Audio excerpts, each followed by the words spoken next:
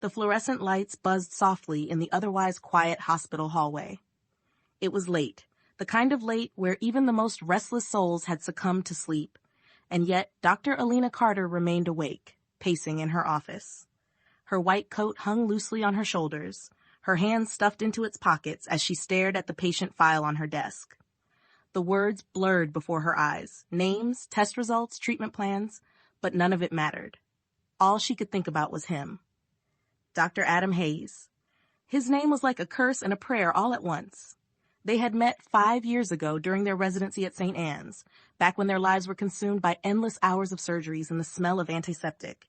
From the moment they had locked eyes over a patient chart in the trauma wing, something had sparked between them, something raw, electric, undeniable. But Adam wasn't here now. He wasn't pacing the hallways like her or drowning in work. He was on the other side of the city, in another hospital, doing what he did best, being brilliant and infuriating in equal measure. They hadn't spoken in weeks, and Elena hated how much it gnawed at her. Theirs had never been an easy relationship. Love between two surgeons was like trying to hold water in your hands, slippery, elusive, and always at risk of disappearing. The demands of their profession, the long nights, the impossible choices, they had tested them in ways most couples never had to endure. And then there was the fight. Elena's stomach twisted at the memory. She could still hear his voice echoing in her head, sharp and biting. "You can't save everyone, Elena. Stop acting like it's your responsibility to play God." She had thrown it back at him, her voice trembling with anger and hurt. "And what about you, Adam? Always chasing the next big case, the next accolade, like it's some kind of competition? Maybe you should stop trying to prove you're the best damn surgeon in the room." The words had hung between them like a razor's edge, cutting deep into the fragile connection they had tried so hard to protect. He had walked out that night and she hadn't stopped him. She had convinced herself it was for the best. After all, their love had always been a distraction, a liability. It was easier to focus on their work, on saving lives, without the messy complications of feelings getting in the way. And yet, here she was, standing alone in her office, thinking about him, again. The sound of her pager broke the silence, jolting her back to reality. She grabbed it off her desk, her pulse quickening as she read the message. Emergency consult needed. Room 312, ETA, 5 mins. Elena straightened her coat and grabbed her stethoscope, her mind already shifting into doctor mode. She didn't have time to dwell on Adam or her feelings. Not now. When she arrived in room 312, she was met with chaos. Nurses buzzed around the patient, a middle-aged man whose pale complexion and labored breathing spoke of something serious. The attending physician briefed her quickly, suspected cardiac arrest, possible complications, and Elena nodded, slipping into the rhythm of saving a life. "Start him on epinephrine," she instructed, her voice calm and steady despite the urgency in the room. "I want a full panel of labs and an echo within the hour." But as she worked, a new voice entered the room, a voice she hadn't heard in weeks but would recognize anywhere. "Elena?" Adam said, his tone clipped but professional. "What do you need?" She froze for half a second, her hands pausing mid-motion before she recovered.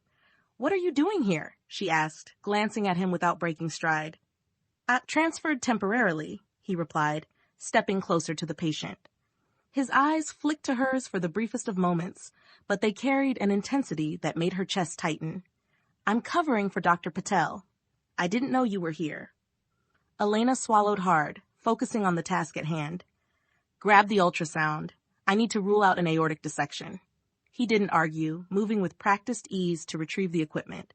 For the next hour, they worked side by side, their movements efficient and synchronized, just like they always had been in the operating room.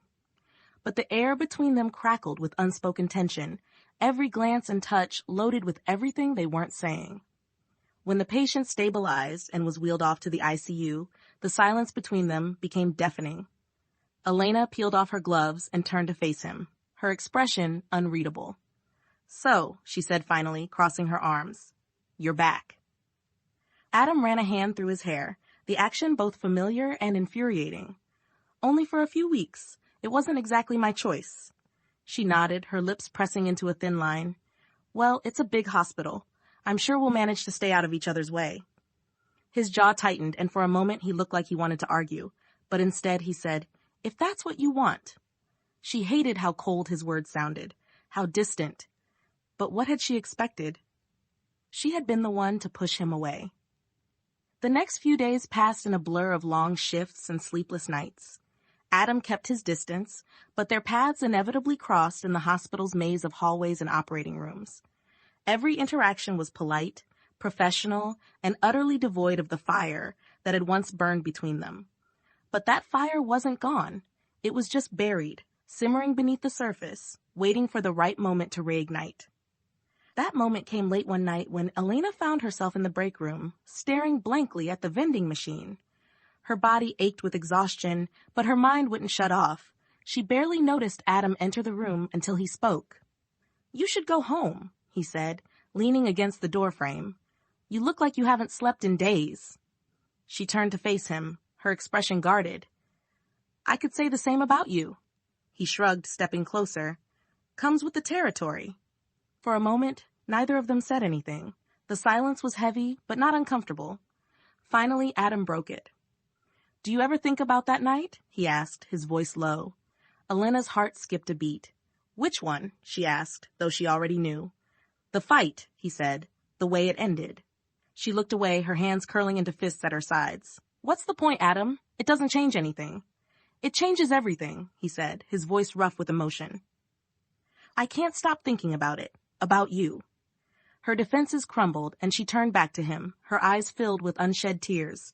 "You walked away," she whispered. "You left." "Because I thought that's what you wanted," he said, stepping closer. "But it wasn't, was it?" She didn't answer, couldn't answer. Instead, he reached out, his hand brushing against hers. The simple touch was enough to break the dam inside her.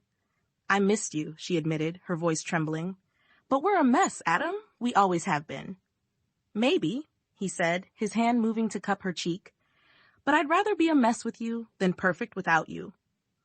His words hung in the air, and then, before she could second-guess herself, she closed the distance between them. Their lips met in a kiss that was equal parts desperation and relief, a collision of everything they had been holding back. In that moment, the hospital, the fights, the doubts, all of it faded away. All that mattered was the feel of him, the taste of him, the promise that maybe, just maybe, they could find their way back to each other. It wouldn't be easy. Their love never was.